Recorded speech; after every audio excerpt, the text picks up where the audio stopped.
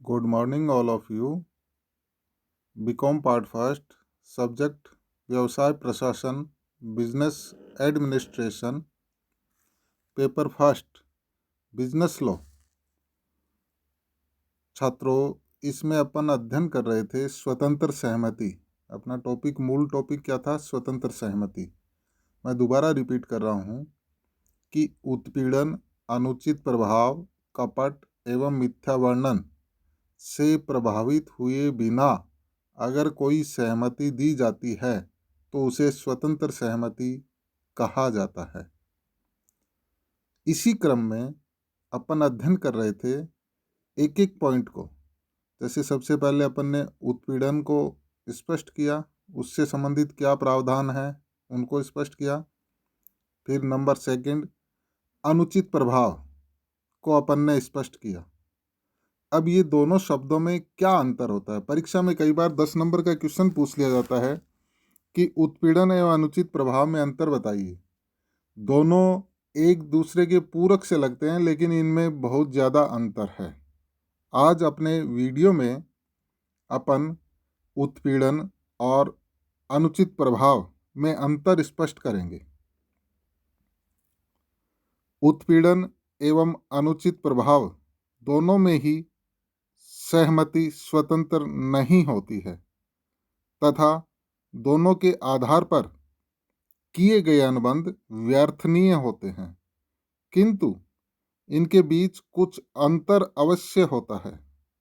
उत्पीड़न तथा अनुचित प्रभाव के अंतर अपन अग्रलिखित तालिका में स्पष्ट कर सकते हैं। देखिए, इसमें अपन 3 कॉलम बनाएंगे। अंतर का आधार, दूसरा कॉलम उत्पीड़न, तीसरा कॉलम अनुचित प्रभाव।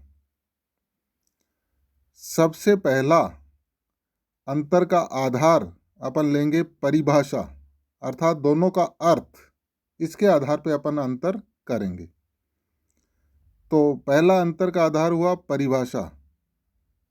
उत्पीड़न की परिभाषा समझिए आप। जब ठहराव करने के उद्देश्य से कोई पक्षकार दूसरे पक्षकार के विरुद्ध कोई ऐसा कार्य करता है अथवा कार्य करने की धमकी देता है तो जो भारतीय दंड विधान में वर्जित है अथवा किसी की संपत्ति को अवैध रूप से रोकता है अथवा रोकने की धमकी देता है, तो उसे उत्पीड़न कहते हैं।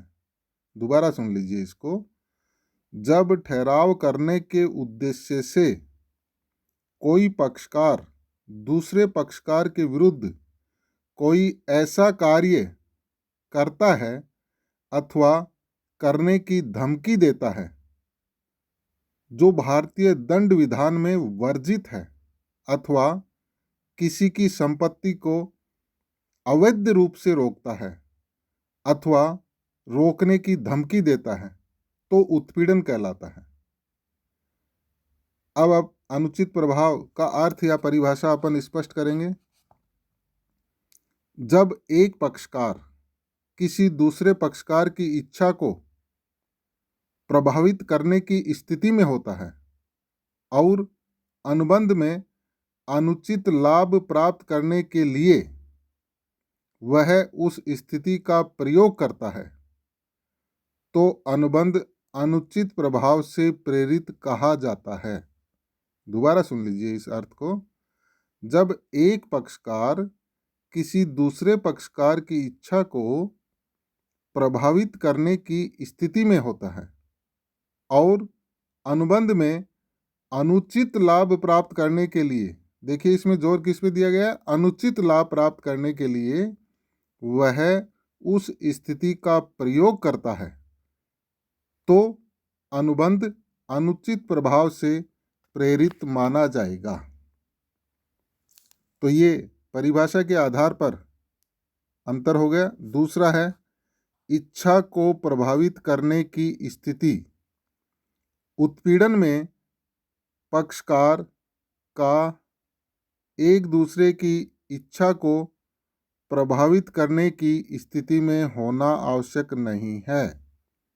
अर्थात अपन ये कह सकते हैं कि उत्पीड़न में यह जरूरी नहीं है कि एक पक्षकार दूसरे पक्षकार की इच्छा को प्रभावित करने की स्थिति में हो, यह आवश्यक नहीं है। अनुचित प्रभाव वाले कॉलम में क्या लिखेंगे? अनुचित प्रभाव तब उत्पन्न होता है जबकि पक्षकारों में से कोई एक पक्षकार दूसरे पक्षकार की इच्छा को प्रभावित करने की स्थिति में होता है। जैसे डॉक्टर और मरीज, इनका संबंध ही ऐसा होता है कि एक पक्षकार दूसरे पक्षकार की इच्छा को प्रभावित करने की स्थिति में है। तीसरा, अंतर का आधार अपन पॉइंट लेंगे, प्रयोग करने वाला पक्षकार। उत्पीड़न वाले कॉलम में लिखेंगे, उत्पीड़न का उपयोग किसी भी पक्षकार द्वारा, यहाँ तक कि अजनबी व्यक्ति द्वारा भी किया जा सकता है।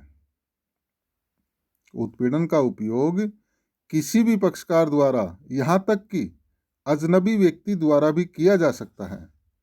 अनुचित प्रभाव का उपयोग केवल स्वयं अनुबंध के पक्षकार द्वारा ही किया जाता है। चौथा अंतर का आधार है, पक्षकार जिसके साथ प्रयोग किया जाता है। उत्पीड़न का प्रयोग अनुबंध के पक्षकार अथवा किसी अन्य व्यक्ति के साथ भी किया जा सकता है। अनुचित प्रभाव का प्रयोग केवल अनुबंध के पक्षकार पर ही किया जा सकता है। पांचवा अंतर का आधार होगा प्रभाव। उत्पीड़न के आधार पर अनुबंध पीड़ित पक्षकार की इच्छा पर व्यर्थनीय होते हैं।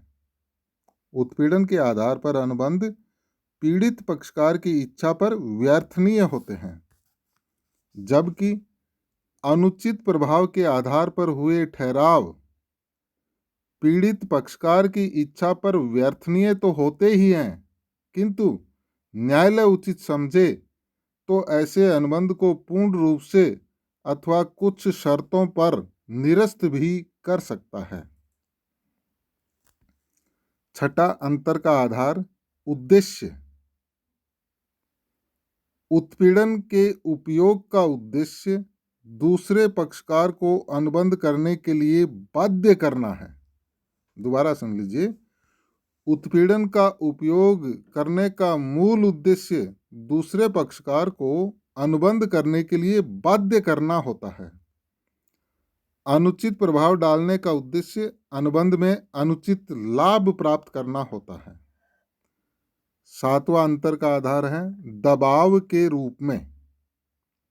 उत्पीड़न में शारीरिक दबाव अथवा संपत्ति को रोकने का दबाव डाला जाता है, जबकि अनुचित प्रभाव में मानसिक दबाव डाला जाता है। आठवां कार्य की प्रकृति।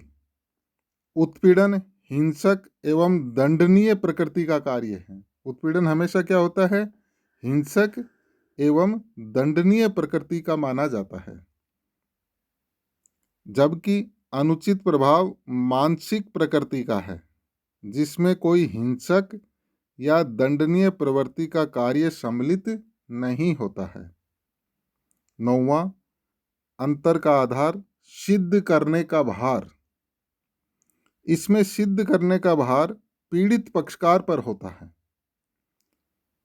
उत्पीड़न में सिद्ध करने का भार पीड़ित पक्षकार पर होता है, जबकि अनुचित प्रभाव नरसंग प्रवृत्ति का तो है, जबकि अनुचित प्रभाव नरसंग प्रकृति का हो तो सिद्ध करने का भार उसी व्यक्ति पर होता है जो अनुचित प्रभाव डालने की स्थिति में होता है। 10वां स्थान। उत्पीड़न भारतवर्ष की धरती पर या अन्य किसी भी जगह पर किया जा सकता है। उत्पीड़न होना अनुबंध व्यर्थनीय होगा। उत्पीड़न होने पर अनुबंध व्यर्थनीय होगा। दोबारा सुन लीजिए इसको। उत्पीड़न भारतवर्ष की धरती पर या अन्य किसी भी जगह किया जा सकता है। उत्पीड़न होने पर अनुबंध व्यर्थनीय होगा। अनुचित प्रभाव भारतवर्ष की सीमाओं के भीतर रहकर ही डाला जा सकता है। तभी अनुबंध व्यर्थनीय बनता है। दोनों को दोबारा सुन लीजिए। अंतर का आधार क्या है? स्थान। उत्पीड़न भारतवर्ष की धरती पर या अन्य किसी भी जगह किया जा सकता है। उत्पीड़न होने पर अनुबंध व्यर्थनीय होगा, जबकि अनुचित प्रभाव भारतवर्ष की सीमाओं के भीतर रहकर ही डाला जा सकता है, तभी अनुबंध व्यर्थनीय बनता है।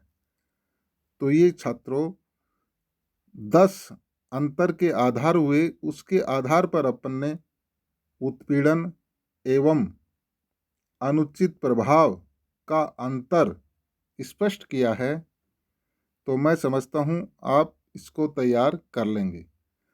अब अपन अगले वीडियो में ज़्यादा डिटेल से स्पष्ट करेंगे। तीसरा, देखिए दोबारा बता रहा हूँ मैं आपको, उत्पीड़न, सेकंड अनुचित प्रभाव, दोनों में अंतर अपन ने स्पष्ट कर दिया।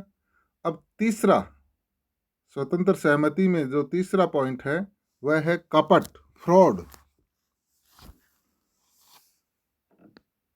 अनुबंध करते समय तथ्यों का मिथ्या वर्णन ज्ञान या अज्ञानतावश दोनों ही प्रकार से हो सकता है। जब पक्षकार ज्ञानवश अर्थात जानबूझकर तथ्यों का मिथ्या वर्णन करते हैं तो उसे कपट कहा जाता है। जब पक्षकार ज्ञानवश अर्थात जानबूझकर तथ्यों का मिथ्या वर्णन करते हैं तो उसे कपट कहा जाता है। किंतु जब पक्षकारों के अज्ञानतावश किसी तथ्य के संबंध में मिथ्या वर्णन हो जाता है तो वह मिथ्या वर्णन कहलाता है। यहाँ पर अपन पहले कपट के बारे में अध्ययन करेंगे और फिर फोर्थ पॉइंट के रूप में मिथ्या वर्णन के बारे में अध्ययन करेंगे।